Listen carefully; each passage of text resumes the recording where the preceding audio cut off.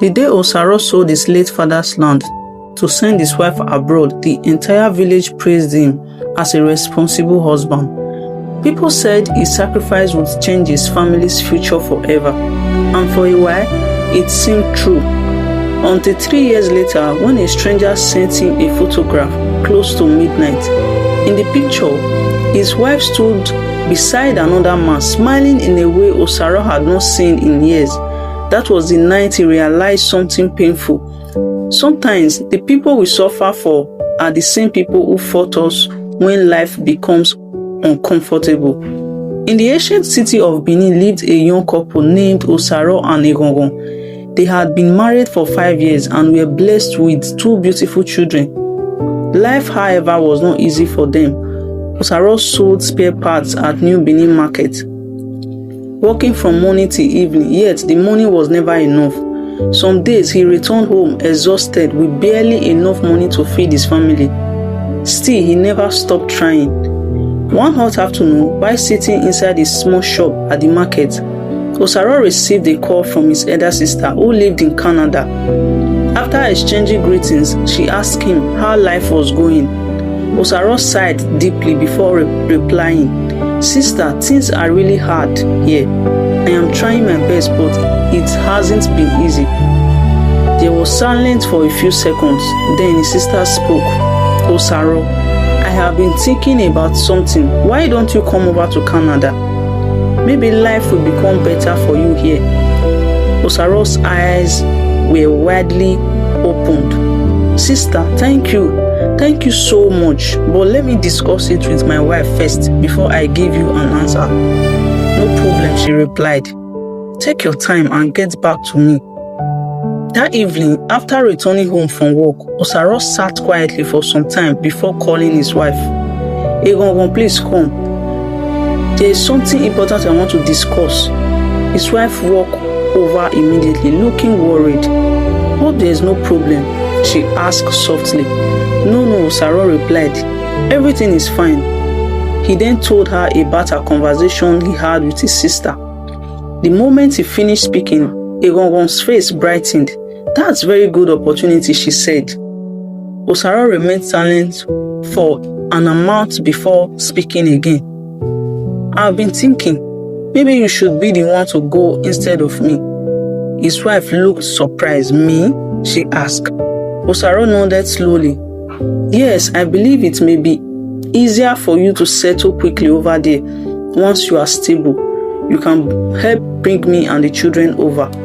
Eghonghon stared at him quietly. "Are you sure this is a good idea?" she asked. Osaro smiled. "I trust you," he said softly. "We are doing this for our family." Later that night, Osaro called his sister back and explained everything to her. But his sister was not fully comfortable with the idea. "Osaro," she said carefully, "are you sure about this? What if she goes there and changes her mind?" Osaro laughed softly. "My wife can never do that," he replied confidently. "I trust her with my life."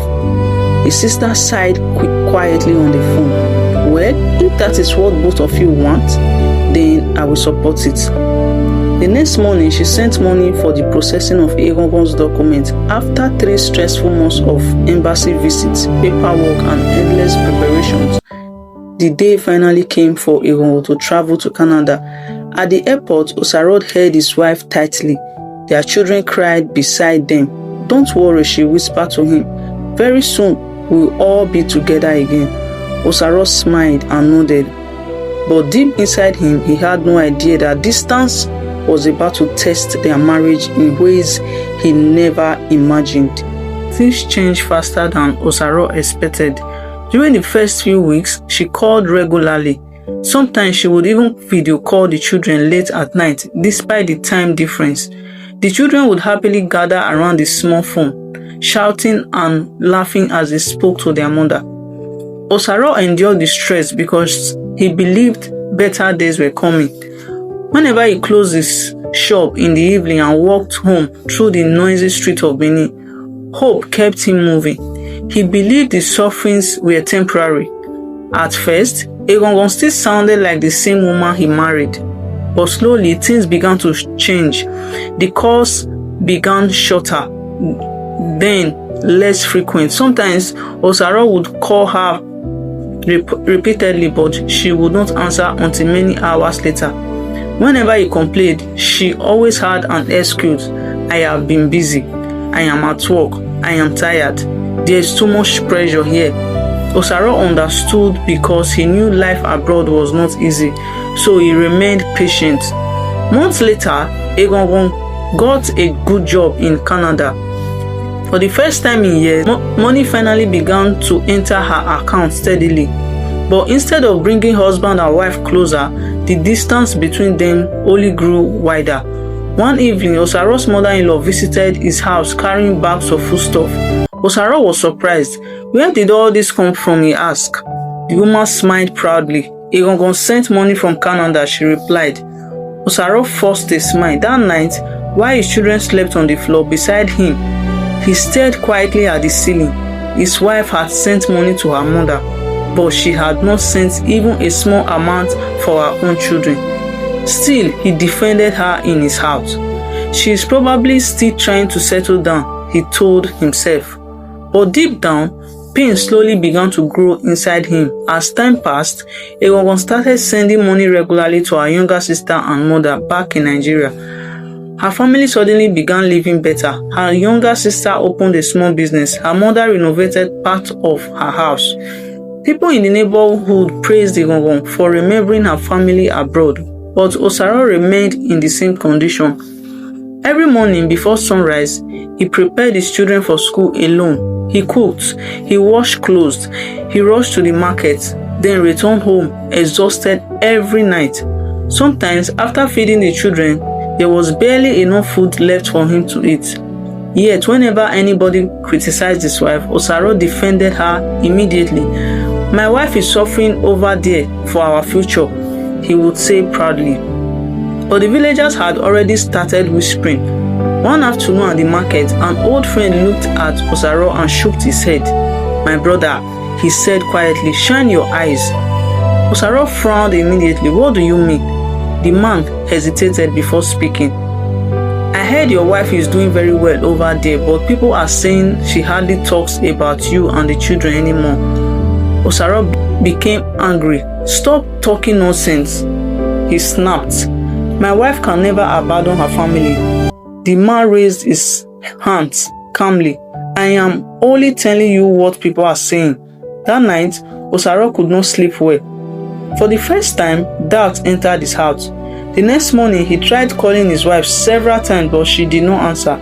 Hours later, she finally sent a short message. I am busy at work.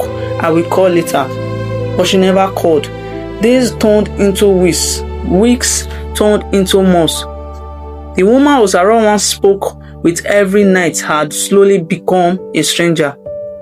One evening, while helping his children with their homework, Osaro's phone rang unexpectedly. It was his elder sister in Canada. The moment he answered, he noticed her voice sounded serious. Osaro, she called carefully. There's something I think you need to know. Fear immediately gripped his heart. What happened? His sister remained silent for a few seconds before speaking again. I saw Eghonghon recently. Osaro smiled slightly. That's good. What is she doing? His sister sighed deeply. She's changed, Osaro. The smile disappeared from his face. What do you mean? His sister lowered her voice. She is living with another man. For a moment, Osaro could not speak. It felt as if the ground beneath him had disappeared. No, he whispered. That can't be true. But his sister continued. I didn't want to tell you before because I was hoping it was just rumors, but I saw them together myself. Osaro slowly sat down on the floor while his children played outside unaware. Everything around him suddenly felt heavy. After the call ended, he remained in silence for a very long time. That night, sleep did not come. He kept staring at the family photograph hanging on the wall. The airport picture, the smiles, the promises, the dreams, all of it now felt like lies. But despite the pain, Osaro made a decision. If life refused to help him, he would help himself. From that moment, he began working harder than ever before. He stopped spending money carelessly. He took extra jobs after leaving the market. Sometimes he worked under the hot sun from morning until late evening just to save little by little. The suffering became unbearable. But this time, he was no longer suffering for love. He was suffering for survival. Almost 2 years later, after borrowing money and gathering every savings he had, Osaro finally processed his papers, traveled documents with the help of his elder sister. The day he boarded the plane to Canada, his heart was filled with pain, anger, fear, and determination. When he arrived in Canada, life was not easy at first. The weather was harsh, the streets felt lonely, everything was different. But unlike before, Osaro had already learned that the hard way that nobody was coming to save him. So he fought for himself. With a short time, he got a factory job through one of his sister's friend. The work was stressful, but the pay was far better than anything he had earned back home in Nigeria. For the first time in many years, Osaro began to breathe again. He rented a small apartment, bought winter clothes, started sending money for his children. Slowly, his confidence returned. Then one day at work, he met a white woman named Emily. Unlike everything Osaro had experienced in recent years, Emily treated him with kindness and respect. She listened when he spoke. She encouraged him, and most importantly, she gave him peace. At first, Osaro kept his distance. The pain from his past still lived inside him. But as months passed, Emily's kindness slowly softened his heart. For the first time in years, Osaro found himself smiling genuinely again. One evening after work, white snow fell quietly outside. Emily looked at him and said softly, "You have been hurt badly before, haven't you?" Osaro smiled sadly. "Yes," he replied quietly, "but life goes on." 2 years later, Osaro's life completely changed. He got a better job, moved into a comfortable home. His children finally joined him in Canada, and not long after, he married Emily in a small peaceful ceremony attended by close friends and family. Who once cried himself to sleep in darkness back in Benin had finally found peace. As for Eghonghon, by the time she realized what she had lost, Osaro has already long gone emotionally. Sometimes in life, people only recognize true love after they destroy it.